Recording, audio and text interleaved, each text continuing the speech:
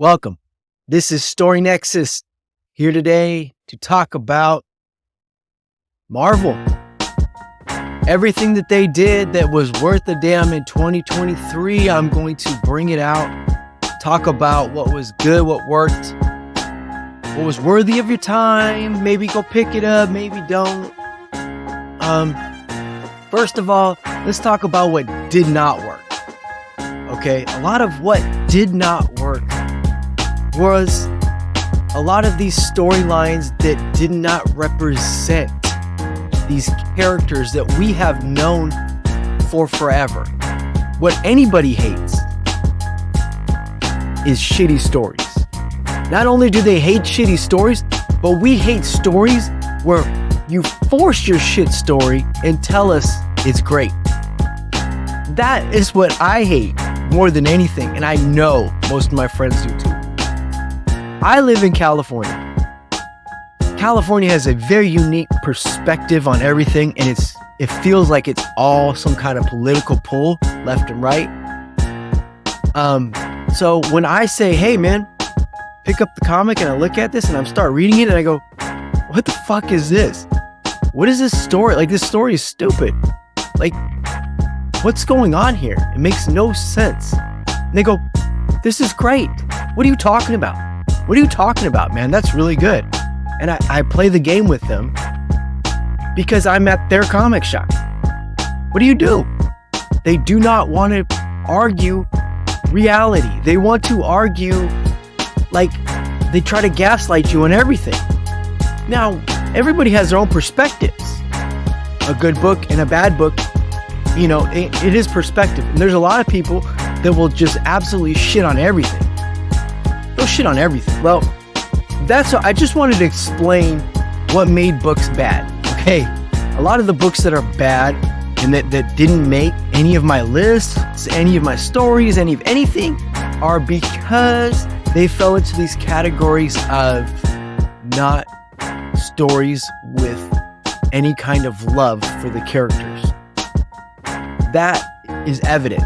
If you don't have love for the characters, you're not going to create a good rhythm with the characters. Now, if the characters have a tendency to always fight for what's right, and you turn around and this character just gives up, that doesn't feel like you know or love the character. And that's what I'm getting at. If you are creating a character that is not within the realm of that character's core beliefs, I'm going to check out.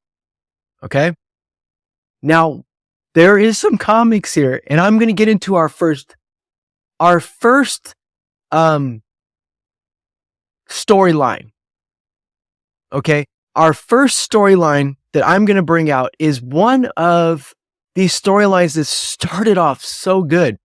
And I thought legitimately what they were doing was just creating a great book. I thought, we had a lot happen. Okay? The Krakoa era is ending. And it ended in a beautiful way. It jumped a lot of people back into the books, man. The Hellfire Gala, which has been like these people like in these super flamboyant outfits. What? Like, what X-Men would care about that in like any time, except for the super flamboyant ones? And why are we highlighting that? So nobody wanted to buy this damn book, okay? But everybody told me, man, check it out. So I did. And what did we get? We got one of the better books of the year, which was Hellfire Gala. How crazy is that? Nobody saw that coming. Nobody. And that was because there was things that happened that were character driven and showed how that character would actually act. Not how you wish he act, but how he actually act. Another thing is storylines that you create that are kind of based on our reality happening now. Stop throwing in your cuts at other races, other people, other things. Stop, please, because it's an immediate checkout. And what's happened is that because you've done it so many times, because you insisted on putting these characters out there in a way that was not normal for the character. Now, whenever a little bit of anything seems like it's going in that direction, people check out and they're done because they're tired of the bullshit. People that were like me, who would read the stories anyway because they just loved the comics, they checked out. I'm one of the last survivors, man. I'm one of the weekend warriors that's still pushing. That's because I started late in the game. But anyways, enough of my rant. Now let's get into what I would say is one of the better. There's best. I'm going to get into the last. Better. Let's say better storylines of 2023 was Uncanny Avengers. Okay? Uncanny Avengers came off as one of these books that you immediately thought was going to be terrible. All right. It was a writer that is a hit and miss kind of guy. 1 minute he will absolutely kill it on a pretty good, decent book. And then the next minute, it's nothing but dribble coming out. And it's all this like pretentious way of behaving, like wanting to tell me what, what terrible human beings are right now, Anyways, let's get into this, okay? And this is the reality of Uncanny Avengers, okay? Which started off so good, okay? We had Captain America on this book in a great storyline. Sounded pretty good. Okay, let me start at the very beginning here. All right, I'm going to go through the last chapter just because I think that's the best way to get an idea of what this book did throughout its history. All right. So thus far in Uncanny Avengers, we had several different characters. We had Dr. Stasis, who let's go over this again. Okay. To combat prejudice toward the mutant population, Captain America reformed the Avengers Unity Squad, recruiting former members of both the X-Men who remained on Earth and the Avengers. The mysterious Captain Krakoa also formed a new iteration of the terrorist Mutant Liberation Front. Captain America has both since been working with reporter Ben Urich to uncover Captain Krakoa's identity, right? Now, before Captain Krakoa was Cyclops, right? And Cyclops, which was just another stupid storyline, made no sense and went nowhere. With another Jerry Dugan kind of story, what he does, like he starts these things off pretty well. Everything has a nice little story to it. You're like, everything's clicking, it's going back and forth. And you're like, wow, okay, this is kind of cool, right? Captain America had his group and they're going to fight to help the mutants to gain an understanding of what actually happened, right? Because he knew something was wrong, with the Hellfire Gala. So he gets up there and tries to help out in the Hellfire Gala. And as he does that, there's another group to pop out of nowhere.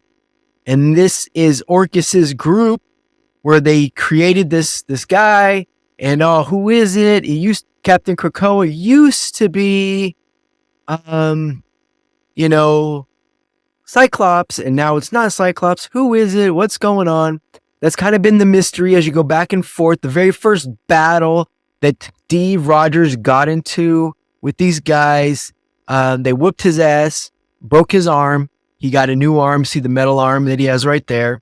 You're going on. And then this is when everything starts to turn. It's pretty much the last, second to last, and very last book. The other books were great. I mean, they had little iterations of stupid shit, which the characters are like, it's always a mixture of these characters that don't mix together, and they're always saying and doing things that you think, why? Like, why are they doing it? That makes no damn sense, right? So here's a good example of kind of like a Jerry Dugan scenario. Immediately, you get, number one, the humor in most of these books is so god awful. It's just terrible. It's always like a joke about age. Age is like their biggest go-to. Like, oh, the old man can't do it, or da-da-da. And it's just like, it's just always a dig. It's like he always wants to dig at a political party. And the way they can only do it is by pushing it out through your comics. And you're like, no, they're not. You're imagining it. And I swear to you, honest to God, I wish I was. I really wish I was, because I hate that's what it is. And once you see it, there's no unseeing it. It's everywhere. Okay? There's always a character doesn't make sense for the situation, but is ethnically the one that they want. Right? So we got the white character, you got to have the Asian character, you got the black character, you got another black character, oh, there's too many white characters. Now it's like, why are we doing this? And I understand wanting to put new creative characters in their spots and in their ways. Like, I love that, man. But don't force it. Don't push it. Don't create it to where it doesn't belong. Make it fun, enjoyable. Anyways, that's mine for the day. And I'm not usually complaining about the shit, but it's right in your face. So boom. Okay. Here we go. He just whooped the hell out of Deadpool. All right. And whatever. Cap, throw me like one of your vibranium girls. What? When Captain America throws his bitty shield, what? Like, it's stupid. Like, it's stupid. It's not funny. It's stupid. Like, does anybody, and somebody, oh, that's hilarious. Really? Like, this is not, okay. Anyways, and this is one of the better comics. Let's just say that. I'm telling you, hey, it's one of the better comics. Notice. Okay? Okay. Here's another storyline. It's kind of cool. The retinal scanner is another trigger designated to autonomize Captain America. Shush! Boom! It's just like, okay. So you're like, well, what's going on here, right? Like, what is this? Rogue, the bomb can't detonate here. I'm sorry. I wish there were another way. But you have to move it out of New York. You have to move it out of New York. Rogue, I can't do it. Right? All right. Okay. That's not something is that something Captain America would say? Hey, Rogue, you do it because nobody else can. No. Captain America would figure out a way for him to take care of it. Nobody else. No matter what. But, all right. Now, a gorgeous idea, though, right? So I'm not complaining about the idea. The idea sounds pretty cool, okay? We got the end of it now. There's a bomb. There's a nuclear weapon underneath that, here's the big surprise. That's Captain America too. Captain America, the good guy, Captain America, Hydra agent, Captain America. Right? Now, Captain, what do they call it? He's not Steve. He's like Frank or something really stupid. So he's Frank. Frank takes the bomb, tries to blow up everybody, or Orcus and all that stuff. So they end up taking the bomb, and Rogue takes off.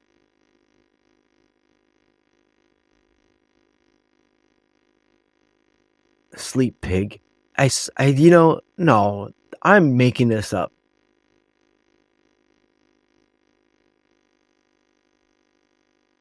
It just, okay. Here we go.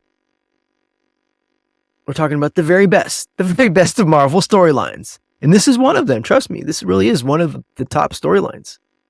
All right. Kind of a cool idea in a way, Rogue takes it. He's going to explode.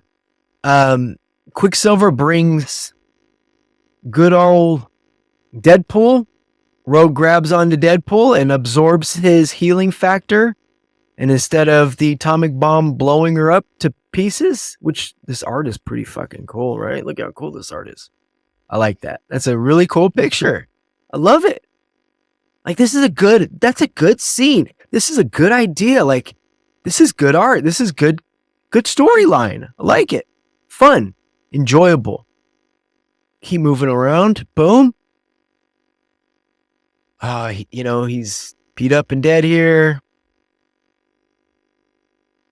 Finding out that the Kingpin is the actual civilian that knew what happened at the Hellfire Gala. So he's going to go onto the stand and present what actually happened. And this is where Dr. Stasis is really upset, right? And he's pissed off. They try to kill Fisk, and you can't kill Fisk. Fisk is Fisk, right? So here we go. Here's the scene. I want to get this out of the way because then I'm done with it. But take a look. Right? You tell me what this feels like to you. Okay? I'm going to read it to you. It was another ugly scene in America, a country that's getting used to ugly scenes. Stop. There's been enough violence. As for me, I'll always do what I always do. Write the story and let the history books do the rest. My name is Ben Urich, and I'll be writing the truth of it all in the pages of the Bugle. And here goes the cops. Here goes the cops. The cop. Make sure we see it's the cops. Your secret empire perseveres, sir. Your secret empire perseveres, sir. Good man.